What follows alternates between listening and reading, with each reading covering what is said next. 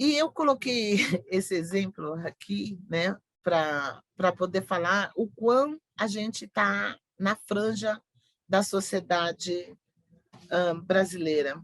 O assunto é tão vasto que, assim, essas mulheres, infelizmente, ou, né, ou por eu não gosto de falar destino, mas assim, pelos traçados da sociedade, ela infelizmente ficou na franja da sociedade. E eu coloquei esse exemplo aqui para poder falar da PEC das empregadas domésticas, porque na sua grande maioria, empregadas domésticas são mulheres negras. E aí aqui que eu falo que isso é uma outra herança que a gente teve do processo escravista que o Brasil teve. Então, aqui eu coloquei o valor de uma máquina de lavar louça, né? E o valor que tem uma diarista, né? Aqui em São Paulo. Isso eu pesquisei no Google. Então, aqui, o valor de uma diarista é 85 a 150 reais, e o piso salarial da trabalhadora doméstica, aqui em São Paulo, está no valor de 1.100 reais. Pegando como o exemplo que eu dei, né, a máquina de lavar louça, né, porque isso é uma tarefa que cabe à trabalhadora doméstica, se a gente for fazer uma comparação em bens, né, o valor da máquina de lavar louça é bem mais valioso do que o trabalho de uma pessoa. E a PEC das empregadas domésticas eu falo isso porque eu conheço as meninas que fazem parte do Sindicato das Empregadas Domésticas, e a PEC foi algo que era para ser a garantia do trabalho delas, e isso tornou o trabalho delas de uma forma que não criasse vínculos trabalhistas. Então, agora, elas recebem o valor de uma diária e ainda a gente tem a uberização do trabalho delas. Então, assim, hoje em dia, tem até aplicativo para você poder chamar empregada doméstica. A cristalização, né, do processo histórico do sistema de mão de obra assalariado, aqui, do sistema escravista para o processo assalariado, a desvantagem da mulher negra no Brasil e a sua resistência, a matrifocalidade, que é um outro elemento que a gente fala das famílias que são compostas por mulheres negras, quer dizer que a grande responsabilidade do sustento da educação está focado nessa mãe negra, né? E são essas intersecções que eu falo que é a somatória desse processo histórico que o Brasil tem e que recai em cima das mulheres negras, né? Então a gente tem a questão de gênero, classe e a feminização da pobreza. Essa feminização da pobreza, na sua grande maioria, cai em cima da mulher negra, né? Então, como eu já disse, esse lugar determinado, a mulher negra, é a periferia. Essa periferia é o local de segregação, de pobreza, da inexistência, ou quando eu falo inexistência, da pouquíssimas políticas públicas que existe nesse local, ausência de emprego, ausência de transportes, e que a gente chama atualmente de quilombo urbano. O Brasil deixou marcas geracionais de desequilíbrio social, que afeta de forma diferenciada a vida social e profissional dessas mulheres, né? E essas desigualdades voltadas para o mercado de trabalho estão interligadas diretamente à estratificação social, à questão racial e à questão de gênero.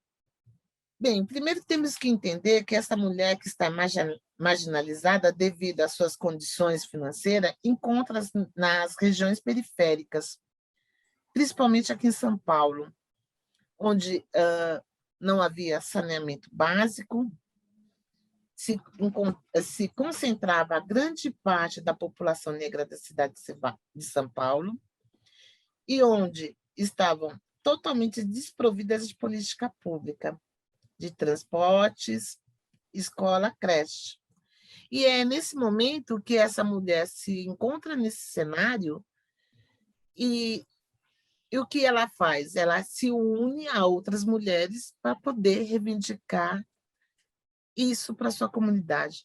Então, ela vai brigar por creche, ela vai brigar por saneamento básico, ela vai brigar por posto de saúde, ela vai brigar para que essas políticas públicas cheguem, isso eu estou falando na década de 80 e 90, cheguem até as suas regiões. E elas continuam trabalhando nesses subempregos, em empregos que são empregos subalternos, vamos estar falando assim. E isso é o que eu coloco no meu livro, Negras Lideranças, a forma que elas lutaram, o histórico de vida dessas mulheres, onde elas contam como elas entraram no movimento, elas contam o motivo que levaram o que levaram elas para ter uma participação política e social dentro das suas comunidades. Eu tento fazer um paralelo, né? Como eu disse no começo, que as mulheres negras fugiam para o quilombos para que seus filhos não se tornassem escravos. Essas mulheres que estão na periferia, elas reagem da mesma forma, com a mesma potência, para que seus filhos tenham dignidade. Então, aqui, esse paralelo que eu fiz no começo e que eu faço com ela agora, nesses quilombos urbanos, é para que seus filhos tenham saúde, tenham creche, tenham posto de saúde, tenham escola, tenham a infraestrutura necessária para sobreviver. Enquanto aqui assim eu falo que isso aconteceu no mesmo momento, né? Enquanto as mulheres brancas estavam dentro dos movimentos feministas, as mulheres negras e periféricas estavam dentro dos movimentos de base, estavam e estão até hoje. Então, não é algo que se mudou, né? A grande maioria dessas mulheres negras estão, sim, né? Dentro do trabalho informal, estão pegando as políticas públicas, as políticas sociais, porque eu até coloco aqui entre aspas, porque é a forma que tem para poder ter acesso à educação, né? Ter acesso à saúde, ter acesso à dignidade ao emprego, né? Que foi a PEC das empregadas domésticas, e aí ainda continuam lutando para que as suas gerações futuras, seus filhos futuros, os seus, tenham mais dignidade dentro desse país. E é uma coisa que eu sempre falo, né? Eu sempre falo, eu aprendo, cada dia que eu estou com elas, eu aprendo por demais, porque essas mulheres, elas brigam por uma sociedade mais justa, principalmente pelas questões sociais, que são as mulheres que ganham menos no mercado de trabalho, são as mães que choram pelos seus filhos assassinados pelas polícias, estão, na sua maioria, em trabalhos informais, estão na franja da sociedade e que resistem para lutar por justiça sociais. Mas são essas mulheres que têm a potência para transformar essas injustiças sociais. São essas mulheres que choram juntas, mas sempre têm um abraço afetuoso para uma outra mulher, ela sempre vai compartilhar com outra mulher o seu sofrimento. E tem sempre uma outra versão para enfrentar as adversidades que a gente tem. E ensinar uma outra mulher que seja, mesmo nesse caminho espinhoso, ensinar um caminho mais afetuoso e mais brando. Então, aqui, essa potência para poder enfrentar as adversidades, a potência, eu acho que agora que a gente está nesta pandemia, eu vejo milhares delas que, mesmo quando ganham uma cesta básica, a sua vizinha está passando por dificuldade, ela vai dividir o que ela tem. Ela vai dividir o pouco de arroz que ela tem, ela vai dividir o pouco de pão que ela tem, o pouco de feijão que ela tem. E mesmo se for para uma outra e procurar um emprego, ela vai cuidar do filho da outra vizinha. Elas têm uma solidariedade entre elas que é pungente, que é algo assim que eu vejo que é uma herança realmente que a gente teve dos nossos antepassados, né?